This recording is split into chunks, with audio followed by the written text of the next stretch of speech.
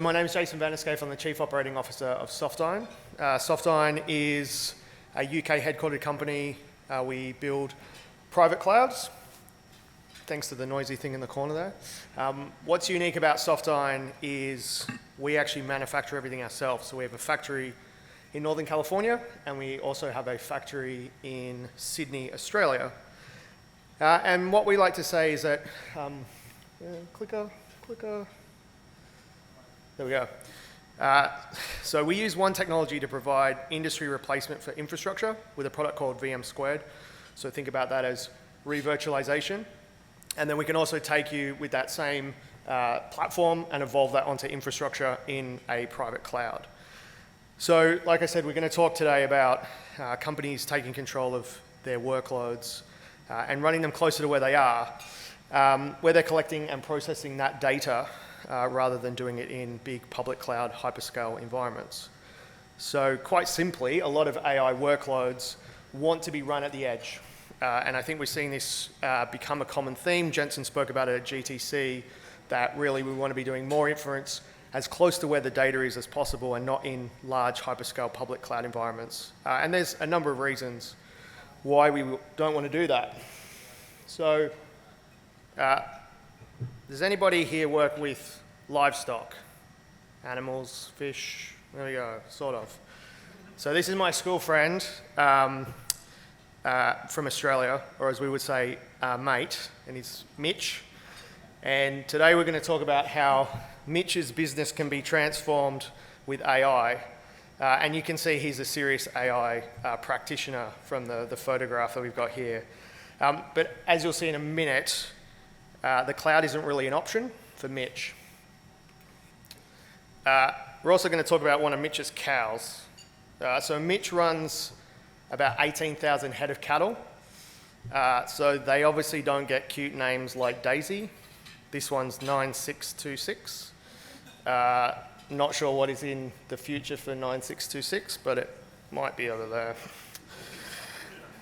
So Mitch and 9626, along with the other 18,000 cattle, live on a station, or ranch, in American parlance, in South Australia. It's called Clifton Hills. And Mitch's family have been farming cattle there since about 1880. Any of you that have seen the great movie Australia with Nicole Kidman and whatever, basically they used to grow cattle in the bottom of Australia and they would transport them out of the north of Australia. And so along the way there was a large number of stations that they would drop these off. So Clifton Hills is a fairly large one. It's not the biggest, but it is 6,564 square miles. They don't use horses to muster their cattle, they use helicopters, because that's how big it is. The largest one's about 9,500 square miles. Just fun trivia. So, what has this got to do with AI in the cloud? Well, hang in with me for a minute. Clifton Hills is a long way from anywhere. The nearest data center is in a town called Adelaide. It's about 565 miles away as the crow flies, which is not how you would get there. And it's a pretty small city. It's got about 1.3 million people. They do have a number of data centers. I think they have 5 or 6. Adelaide is known as the city of churches, and they have more churches than data centers, so that's sort of a bit of context there. They don't have any GPU-enabled hyperscale data centers. So that would fall to Sydney, which is another 300 miles away.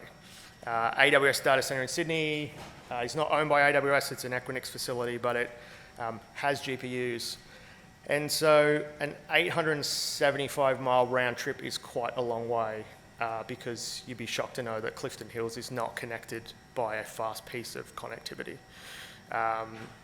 So 875 miles contextually is about the same distance as Bellevue to the last place I saw Kit, which was Las Vegas.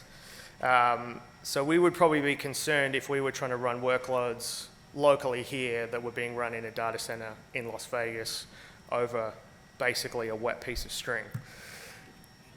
So We are going to get to AI, I promise. So on average, the cost of a cow in the US is between $980 and $1,200. And counting those cattle as they get moved between feedlots and pens and transportation is pretty important, because that's how you're going to get paid on those cows. So manual counting is in the realm of between 95 and 97% accurate. And so if we look at that relative to the US, that looks like hundreds of millions of dollars in financial losses when you're moving between 1 and 5,000 cattle a day.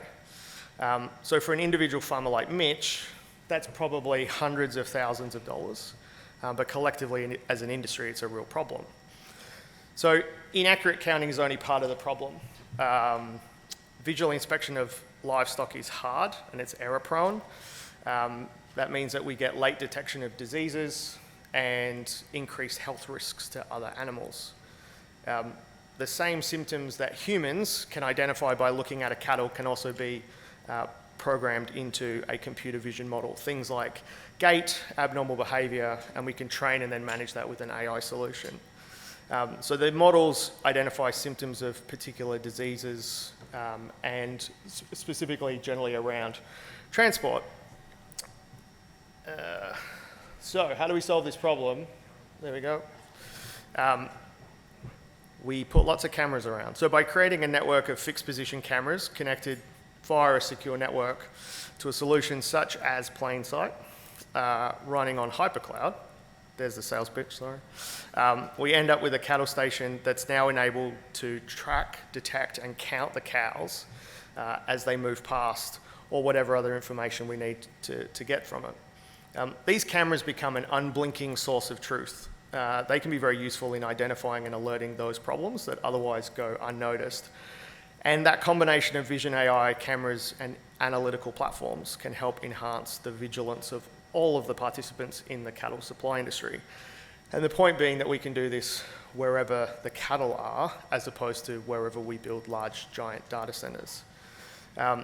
So that tyranny of distance, stations, or other workplaces far from the public cloud, farmers like Mitch can run AI solutions where they need to be deployed on a platform.